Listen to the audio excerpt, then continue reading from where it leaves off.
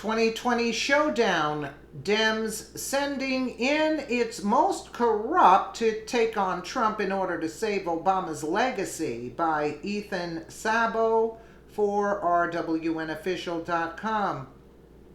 The Democrats are starting to get desperate. They know that President Trump is fulfilling all the promises to the American people. The dismantling of Barack Obama's legacy is something President Trump promised to achieve, and he's done just that. Obamacare was a complete disaster. We can check that off our list. It's gone. Bringing the economy back from the brink of collapse wasn't even a challenge for President Trump. Lowering taxes and creating more wealth in America has our economy roaring again. There are a few things that still need to be done, but so far so good. The Donald is literally making America great again. During the presidential campaign, then President Barack Obama told a crowd of people that there was no way Donald Trump could make the economy grow and bring back jobs from overseas. He claims there is no magic wand that Trump could wave to make companies invest and move to America. Well, we saw how that worked out, right? Or that folks are trained for the jobs that are coming in now, because some of those jobs of the past are just not going to come back. And when somebody says, like the person you just mentioned, who I'm not going to advertise for, that he's going to bring all these jobs back. Well, how exactly are you going to do that? What are you going to do? There's no answer to it. He just says, well, I'm going to negotiate a better deal. Well, how exactly are you going to negotiate that? Companies are not going to leave the United States anymore without consequences. Not going to happen. It's not going to happen. Masa of SoftBank from Japan, and he's just agreed to invest $50 billion in the United States and 50,000 jobs. And he's one of the great men of industry, so I just want to thank you. Thank you. Thank you very much. So we just had some very good news because of what's happening and the spirit and the hope. I was just called by the head people at Sprint, and they're going to be bringing 5,000 jobs back to the United States. They're taking them from other countries. They're bringing them back to the United States. What magic wand do you have? Pfizer and Corning. These three companies are announcing that pharmaceutical glass packaging will now be made in America. Very pleased to announce that the great company ExxonMobil is going to be investing $20 billion in the Gulf Coast and the Gulf Coast region. It'll be 45,000 jobs, and they're great jobs, $100,000 average. What magic wand do you have? That was good. This backfired right in Barack Obama's face. The best part of it, President Trump wasn't even sworn into office yet. President Trump was already working hard to make America great again before he was sworn into office. That's what a real leader looks like. I don't remember Barack Obama doing anything after he was elected except putting together a huge tax hike to fund the American Recovery and Reinvestment Act of 2009. Those shovel-ready jobs weren't so shovel-ready. Barack Obama had to admit that a few years later. Now, Democrats are angry that President Trump has brought the economy back and Americans are back to work. Nancy Pelosi's Trump derangement syndrome has taken full effect recently. Pelosi claimed that low employment numbers mean little to the American people. The jobs report shows that strong employment numbers mean little to the families hit with soaring new costs under Republicans' watch. Unbelievable. How they could say that with a straight face. Democrats want the American people to become dependent. Yes, Democrats want them dependent on the government. They know they can control and manipulate them into doing whatever they want. Give a man free money and he will always come back. Make him work and he will disappear. That's why the Democrats are putting up their most corrupt candidates for 2020.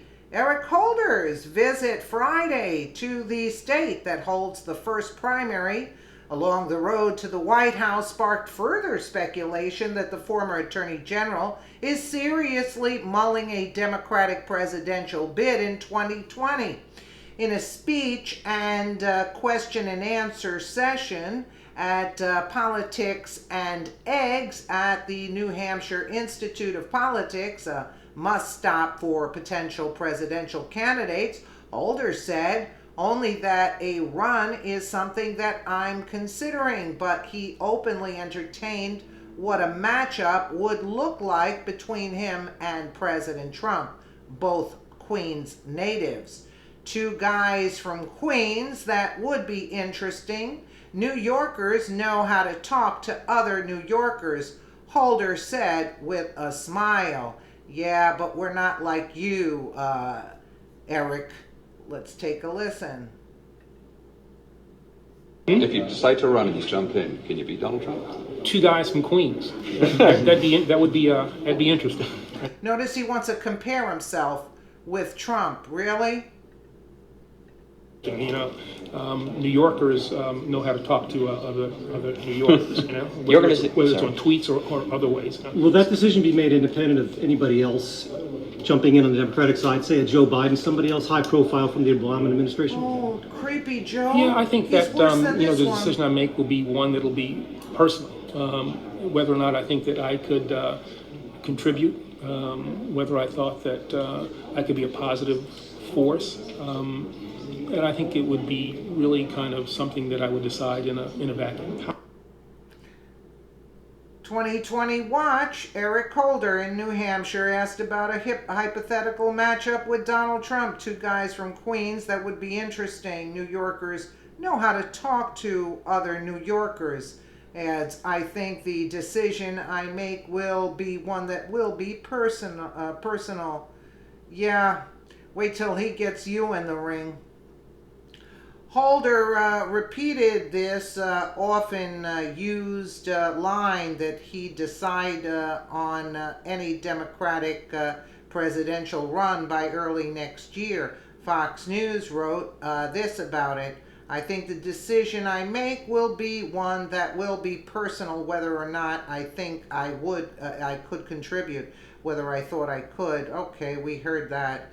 2020 watch Eric Holder. So Holder, who ran the Justice Department from 2009 until 2015 under then President Barack Hussein Obama, joked that there are some assumptions about why I'm here in New Hampshire.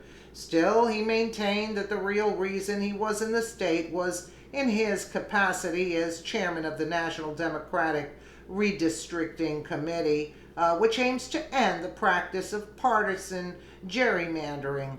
Holder warned that our democracy is under attack, adding, we're up here to try to influence state legislative races. In a separate interview on the eve of his New Hampshire visit, the nation's first black attorney general said he wouldn't label Trump a racist. Oh God, I mean, this is unbelievable. He wouldn't. Now he's very soft spoken. Wait till Trump gets a hold of him. But he added, the president and other members of his administration have tried to use race as a wedge issue to divide the American people. Yeah, and it is something that I think is reprehensible. So take a look at Obama. It is inconsistent with who we say we are as a people, and it is not what we expect from anybody who is supposed to be the leader of the entire nation. Eric Holder is someone that will never become president. He's far too corrupt and unqualified for the job. Project Gunrunner alone should derail any possible run for president for Eric Holder. The scandals that rocked the Obama administration should put a nail in his political coffin. I mean, really? This guy should be prosecuted, not running for president, you know? Listen, we had 8 years of Obama. We're not making the same mistake over again. That's for sure. those kind of politics, and then they said Biden. I think Biden is worse than Holder. He's a disgusting human being. He's like, ugh, he's creepy. Let me know what you guys think in the comments below. And again, thank you so much for watching.